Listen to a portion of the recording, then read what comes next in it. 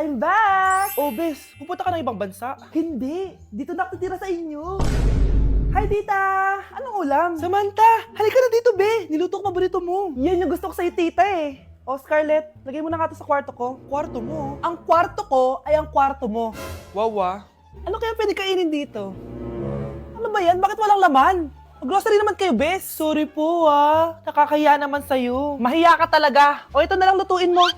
Walang ya talaga tong babaeng to. Lagyan ko kaya to ng lason.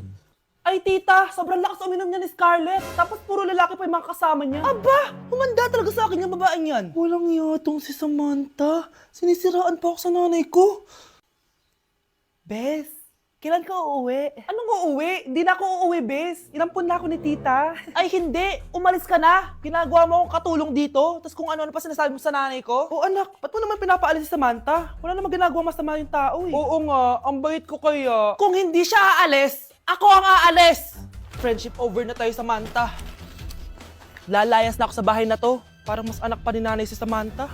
Alam mo na ba yung nangyari kay Samantha? Bakit? Ano meron kay Samantha? Tignan mo to. Nay! Nay! Oh, di ba lumayas ka na? Paalisin mo na yan si Samantha! Sino siya, anak? Tinawag mo bang anak si Samantha? Ay, hindi ko alam, Nay. Paalisin mo nga yan. Hoy, babae! Kung sino ka man, umalis ka na dito! Nak, okay ka lang? Pagod na ako mag-aral, Nay. Sige, anak. Pahinga ka muna, ha? Ay! Yung niluluto ko! Anak, kain na dito. Sana matuyo to agad para masuotan ng anak ko bukas. Ayan, tuyo na! Anak, suot mo na tong uniform mo. Anak, sandali. Sorry kung ito lang yung mabibigay kong baon sa'yo, anak, ha? Bawi ako next time. Ito lang kasi yung kinita ni nanay, eh. O anak, yung project mo, wag mo kakalimutan, ha? Sige na, ingat ka. Kaya ko to. Makakapagtapos ako.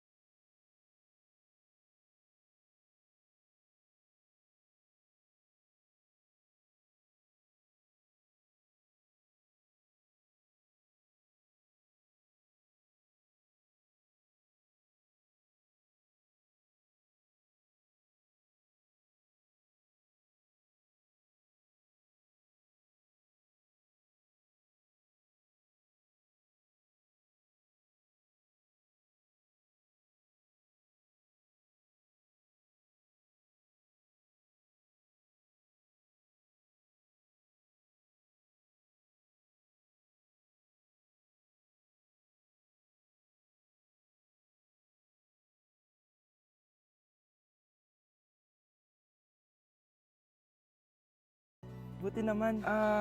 Gusto mo pumasok? Hindi na. Actually, papunta nga ako sa bahay ng girlfriend ko. May surprise ako sa kanya.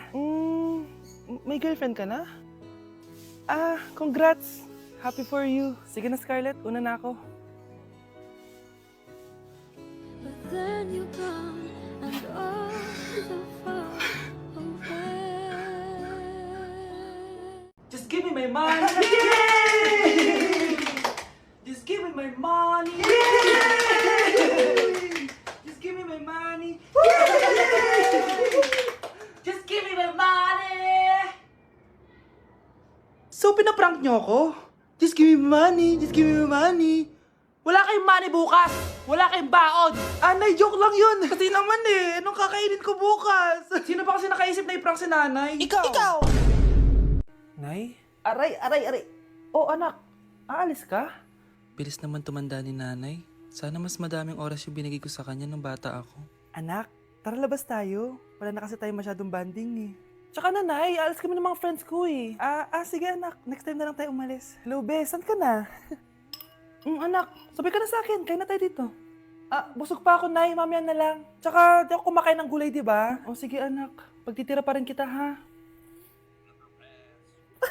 Ano ba yan? Ano ba yan, Nay? Anak, hindi ka ba natutulog? Tingnan mo nga itsura mo. Wala namang pasok bukas, di ba? Sige na, good night na. Patay mo ilaw, Nay. Oh, sige anak. Good morning. Sana gising ka din kapag gising ako. Anak, samahan mo ako magpa-check up. Nay, hindi ako pwede. May gagawin ako assignment to. Sige anak, ako na lang mag-isa. Galingan mo dyan, ha? Huy anak, aalis ka ba? May time ka ba, Nay? Tara, alis tayo. Libre kita. Sige. Tara. Nay, bagsak po ako. Sige anak, bawi ka na lang next time. Hindi ka galit, Nay? Nakita mo yung reaction ko, di ba? Hindi ako nagalit. Hindi ako nagwala. Hindi ako nanira ng gamit. Very demure. Very mindful sa mararamdaman mo. Sige, Nay. Nay, gagala lang kami ng mga friends ko, sige, anak. Ingat ka, Pinapayagan mo kong umalis, Nay? Di kita binawalan, di ba? Very demure. Very mindful. Very pinagkakatiwalaan kita at wag mong sirain ang tiwala ko sa'yo. Kaya umuwi ka na maaga, ha?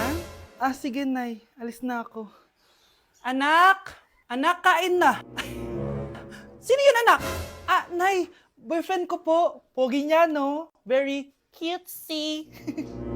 Tsaka kung akala mo mabubuntis ako agad, hindi, no? I'm very demure, very mindful, at very responsible kasi magtatapos pa ako ng pag-aaral ko. Oo nga, very demure ka dyan. Kain na. Samahan niyo ako magpaligo kay Ravi. Tara, calm down, calm down. Ravi, say hi. Ayun, no? So, alam niya na yung spot niya kung saan siya maliligo.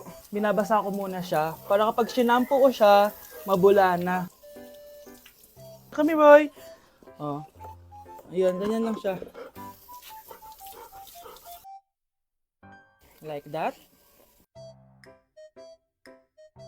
So guys, si Ravi lang yung dog na nagstay sa amin kasi yung previous namin dogs, yung isa poodle and then yung isa yung shih tzu. Parang 3 months pa lang sila, tapos parang nagkasakit ata ng parvo. And then yun, nawala. So natrauma na ako sa mga small dogs. And then sakto, nung birthday ni Honey Bunch, nag-request siya for a golden retriever. Here's Ravi, nandito na siya. He's been around for 2 years na. And ang laki niya na, guys. Sobrang taba niya na. Do you like this massage? So ang goal namin is at least once a week, mapaliguan namin siya. So babanlawan na natin si Ravi.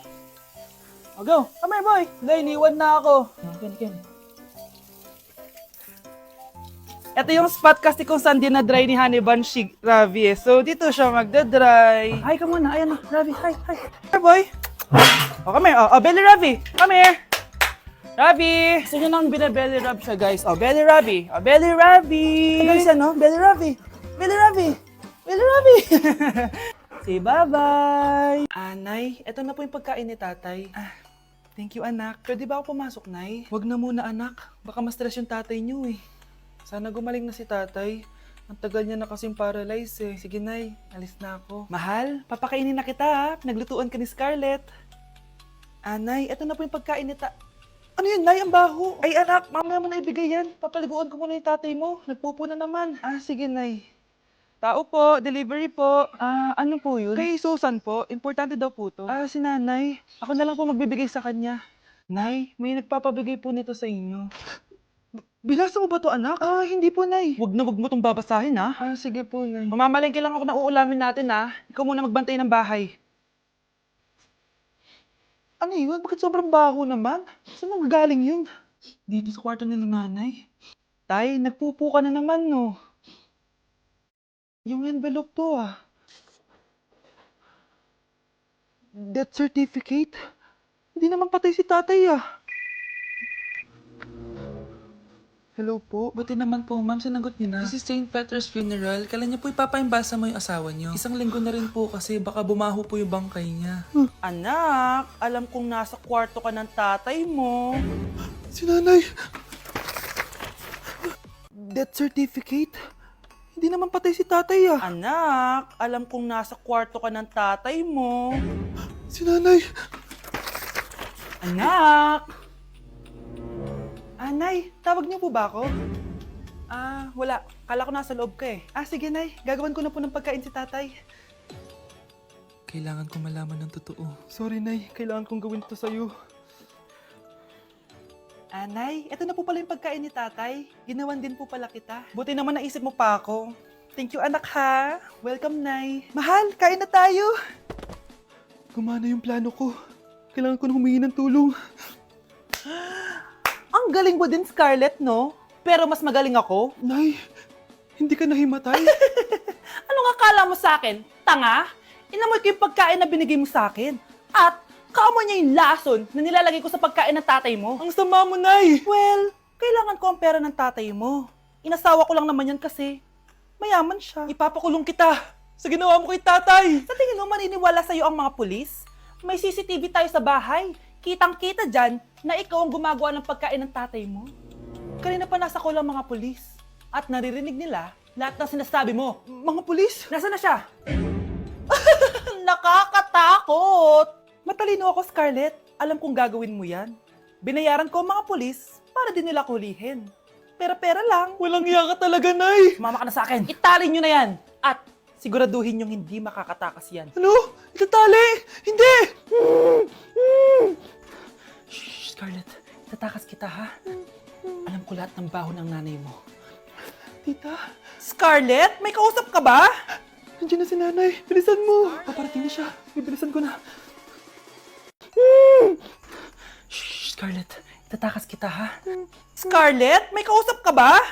Nandiyan na si nanay. Bilisan mo. Paparating na siya. Bibilisan ko na. Scarlett! Scarlett! May kausap ka ba? Huwag kang maingay dyan, ha? Scarlett, tara na. Tara na, tita.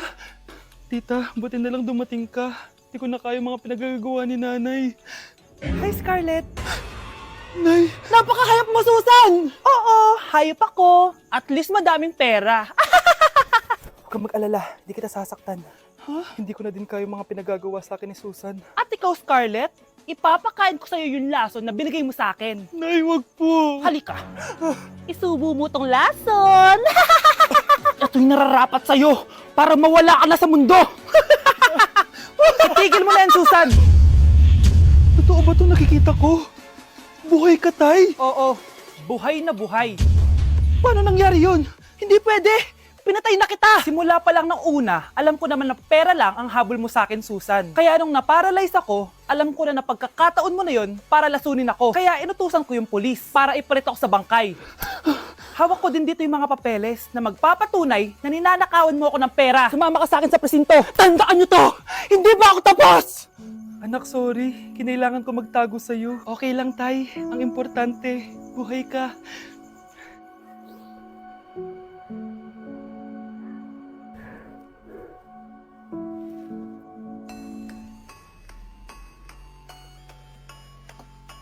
Mga anak!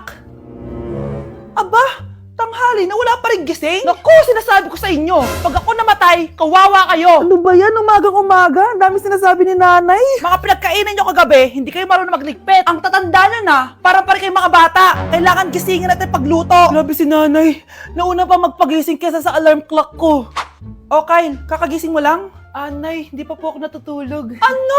Diyos ko po! Nung kabataan namin, 7 p.m. pa lang, tulog na kami. Tapos, ang gising namin, 4 a.m. para pumasok sa school. Walaan ko, Nay. Tumatawid pa kayo ng bundok tsaka ilog para mag-aral, no? Oo, buti nga kayo may hatid sundo pa eh. Scarlett!